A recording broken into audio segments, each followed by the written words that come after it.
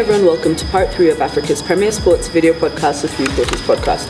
As usual, remember to jump onto the hashtag 3QP and let us know what you'd like to see on the show. I'm Damima Duffield. And I'm Kamuya. So we start off with football. E.P.L, match day 34. So Tottenham 4, Huddersfield 0. Man United beat West Ham 2-1. Crystal Palace lost to Man City 3-1. Watford versus Arsenal. No, hasn't been played yet. Hasn't been played. I'm like, why did I not write down this? No, it doesn't. And Liverpool beating Chelsea 2-0. Were those as you expected? Of course. The highlight of the weekend was Liverpool versus Chelsea. Man City versus Crystal Palace. It's now narrowing down to a two-horse race between Man City and Liverpool. A few years ago, when Liverpool had their last real shot at winning the league, it was a game against Chelsea that cost them the league. Of course, everyone remembers. It's a meme. It's called GIF, whatever it is. GIF. Steven Gerrard sleeping. It's everywhere on the net, and that's exactly what happened. So that was the significance of this game. But you can see the maturity on Liverpool's end. You can see what Jurgen Klopp has been able to do in Liverpool. Sadio Mane. First, these guys were off the blocks quick, and they were raiding Chelsea's goalpost. But good goal by Sadio Mane, not exceptional but efficient, and then a belter, an excellent goal from Mohamed Salah, and he's continuing to show the kind of player that he is. Of course, he's a late bloomer, but sometimes he just needs the right environment for things to work out for you, and that's exactly what's happening for Mo Salah. He has been very influential. We all remember the sad images of him crying in the UEFA Champions League last year, as he left and he was unable to help Liverpool mount a decent challenge against Real Madrid after what had been a relatively good season for Liverpool. So it's a good win for Liverpool. And like I'm saying, maybe now it's out of bias. I've said it on record that I've been on record saying that I do want Liverpool to win the league. And that's why it was a good win for them and for you. So match day 35 preview. So basically we've got Man City versus Tottenham. 72% on Man City winning, 11 on Tottenham. Everton versus Man United, 30 on Everton, 42 on Man United. Cardiff City versus Liverpool, 7 on Cardiff City and 78 on Liverpool. Arsenal versus Crystal Palace, 62 on Arsenal, 16 on Crystal Palace. And Chelsea versus Burnley, 76 on Chelsea and 8 on Burnley. The game of the week is going to be Man City versus Tottenham. Definitely. But the odds are very high for City. Tottenham hasn't been the force that we have seen in the last few years. And as such, I don't see the predictors being wrong. I think Man City are going to beat Spurs. As for the other results, the predictions are right up. We're spot on. So now we move on to boys with their toys. So Shanghai Grand Prix.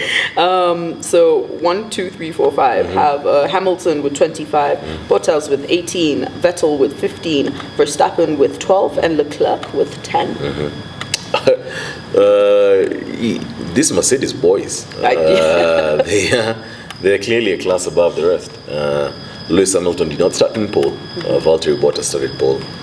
But Lewis Hamilton very quick and be able to beat Bottas in the first time. And he was able to hold on to that lead until the end. I think it's his 75th Grand Prix win. But the Mercedes boys showing that number one, their car is good. And number two, they're the guys to beat this season. Sebastian Vettel has been more or less a disappointment for me. Max Verstappen is where I expected him to be. Charles Leclerc is the one who's shocking me. Maybe it's because of the new car, i.e. Ferrari. It's a powerful car. It's a better car than what he was driving last season. A guy who's also disappointing me is Daniel Ricciardo at Renault. I expected him, now that he's the main guy at Renault, because he had this tension with Max Verstappen in the last season. I expected him to mount a better challenge. But not the case. So Mercedes boys are the guys to watch. So we move on to basketball. And we'll talk about Magic Johnson. Yes. And the fact that he's quit the Lakers. As president of basketball. basketball operations. Yeah. And what was funny about it is the fact that, he announced it to the public before he told his boss, because he says, I didn't want her to talk me out of it. Yeah. And he says, things will just be easier. He wants to enjoy his life. Mm-hmm. Do you think that's the real reason? It's frustration, definitely. Ginny Bass always talks about Magic as her brother, because when Magic was drafted by the LA Lakers in '79, Magic must have been 18 and Ginny was 19. And because of the relationship Ginny's father, Dr. Bass had with his players, and his star player being Magic Johnson, Ginny and Magic have grown up together. So I would have expected Magic to be a bit more professional and hand in his resignation or talk to Ginny before he actually makes that announcement. But there's trouble definitely in Los Angeles at the Lakers. There are very many camps. Magic, there's the issue of the coaching role. There are talks about LeBron James being very influential in the coaching. Your star player, how often does that happen? Luke Walton, I'm sure, is not. And Luke Walton was assistant coach to Steve Kerr at the Golden State Warriors when they had their best record. And for majority of the season, it was Luke Walton who coached the Golden State Warriors. So I don't doubt the fact that he's a quality coach, but there's clearly a personnel issue. And when the front office has problems, it definitely does seep into the court. So I think Magic gets more frustration and he's decided to leave. There's a lot of clash of ideas and mind and heads. You have Rob Pelinka as a GM on one end, you have Magic and I believe Ginny Bass on the other end, you have Braun and his camp on one end, you have Luke Walton, I don't know who he falls under. But it's definitely because of frustrations. So we're still on basketball and we'll talk about the playoffs. And basically the question is, how do you see them playing out? I mean, you've got strong teams on both conferences. Like really strong teams. Potential for a few upsets here and there. But experts say that they see the Warriors taking it again. First, it's good to note that LeBron is not in this playoff. I speak as one of those guys who are perceived LeBron haters. But anyway, first playoffs, I think, ever since he was drafted, that he has not been in. It will be 17 years. Wow. Playoffs without a star player, without the NBA star player. Of course, now there are questions about his legacy, but that's a discussion for another day. In the East, of course, with LeBron leaving the East, then it was open for grabs. Milwaukee Bucks have had a good season. Toronto Raptors have also had a decent season, and I see it boiling down to the two of them. Between Toronto and Milwaukee Bucks, I don't know. I'll have to wait for that one to see how it plays off. Kyrie Irving again has been a disappointment at Celtics. In the West, it's going to be too hard. These guys have too much firepower. Golden State have too much firepower. So I see Golden State coming out of the West. And for the East, we'll just leave it. But the opening round should be full of drama. It should be, yes. So now we move on to golf, just before our bonus. And Tiger Woods won his fifth Masters. It's been like 13, 14 years between his fourth and fifth one. And guys are calling this like the comeback of comebacks. Tiger Woods, 15 majors. There are 4 majors: the US Open, the PGA Open, the Open, which is in Scotland, and the Masters, which he's won. He's won 15 majors. He's behind the great Jack Nicklaus, who's won 18. And this is his 6th, right? This is his fifth Masters, sorry. Jack Nicklaus has won 6. For anyone who's watched Tiger before, of course, now there are very many Tiger, greatest comebacks. For anyone who's watched Tiger before, you didn't rule this out. It's not shocking. Because if you talk to guys who actually hang out with the guy, they'll tell you how much of a competitor he is. Will Smith was on Jimmy Kimmel saying that the 2 most competitive guys he's ever met is Tiger Woods and Michael Jordan. And it's not by chance. Yes, Jordan did have his comeback. His what is it called? His sport. He can't play for too long.